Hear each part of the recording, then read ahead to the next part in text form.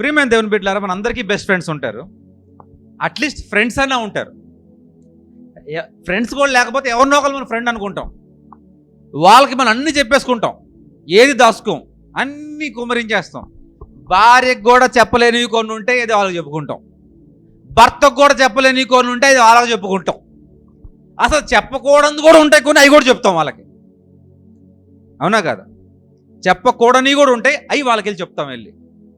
దానివల్ల తంట, మన తలపైన ఒక తంటలు ఇంత.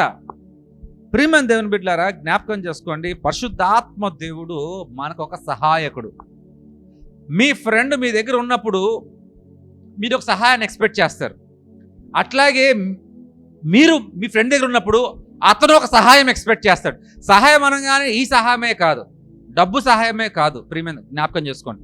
ఏదో అరే మా ఇంట్లో రా, ఫంక్షన్ ఉంది రా, అంతా నువ్వు కూడా ఒక చెయ్యి, నువ్వు కూడా ఒక కాలు వేయి, నువ్వు కూడా ఒక సాంబార్ పట్టుకో, లేదా చికెన్ పట్టుకో, వెళ్ళిపోతాం. మనం ఫ్రెండ్స్ ఇంట్లో కూర్చొని మనం విఐపీలో ఉండలేం. అట్లా వెళ్ళిపోతూ ఉంటాం. సో ఏదో ఒకటి మనం చెయ్యాలని ఎక్స్పెక్ట్ చేస్తూ ఉంటాం. ప్రియమైన దేవుని బిడ్డలారా, ఇది లోకానుసారమైన ఫ్రెండ్స్. ఏదో ఒక రోజు ఇద్దరికి తేడా రావచ్చు, ఏదో ఒక రోజు ఇద్దరు గొడవలు ఆడుకోవచ్చు, ఏదో ఒకరు విడిపోవచ్చు.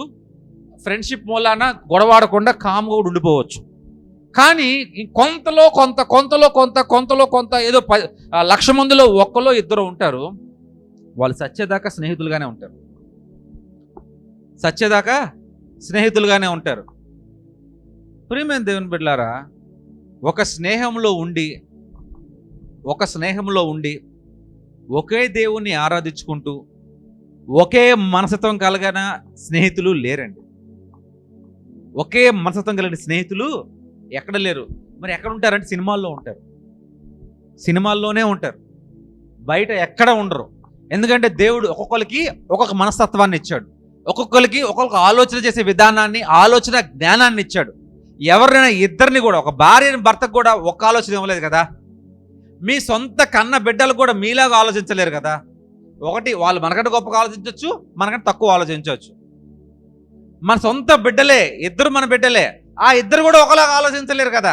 అట్లాంటి స్నేహితులు ఎలాగా ఆలోచిస్తారు? ఇంపాసిబుల్.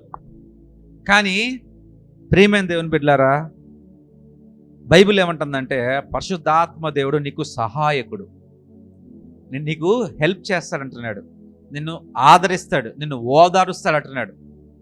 సహాయం చేసి ఆదరించి ఓదార్చే కంటే గొప్ప స్నేహితుడు ఇంకెక్కడ ఉంటాడు? నేను ఇవాళ సంతోషంగా ఉన్నా, జాను నేను స్నేహితుడు అనుకున్నాడు. కానీ ఒక విషయంలో విచారం కూడా, నన్ను ఎందుకు ఎన్నుకున్నావన్నా, నువ్వు పరిశుద్ధాత్మ దేవుని ఎన్నుకుంటే నేను ఇంకా ఎక్కువ సంతోషించేవాడిని నేను. ఎందుకంటే అంతే చెప్పాక ఇప్పటిదాకా మనసుతో ఒకటి ఉండవు, ఎప్పుడు కూడా ఒకలాగా ఆలోచిస్తాం, ఒకళ్ళు ఇంకోలా చేస్తాం, ఏదో ఒకటి ఉంటుంది మధ్యలో.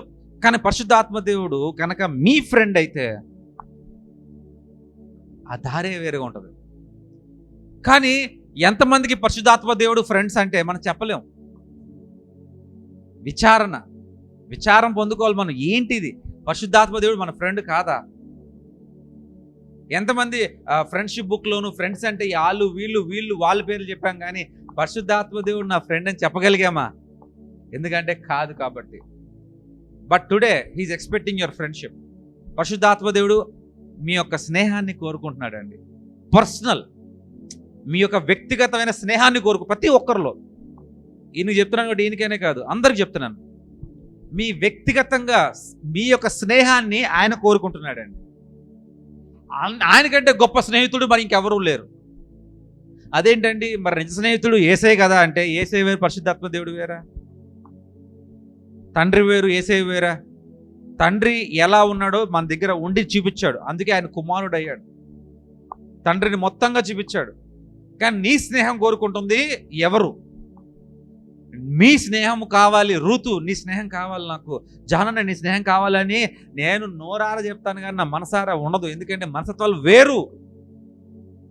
ఏదో కొన్ని విషయాల్లో మనం కలిసి ఉంటున్నాం అంతే, కానీ అన్ని విషయాల్లో కలిసి ఉండేది పరిశుద్ధాత్మ దేవుడే. డేవిడ్, నీ భార్య కాదు, నీ బిడ్డలు కూడా కాదు.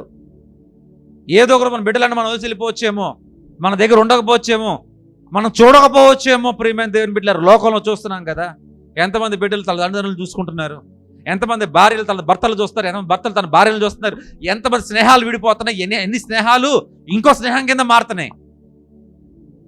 కానీ పరిశుద్ధాత్మ దేవుడు మనల్ని మోసం చేయడు. ఆయన మోసం చేసే క్యారెక్టర్ కాదు. He loves you and he likes your friendship.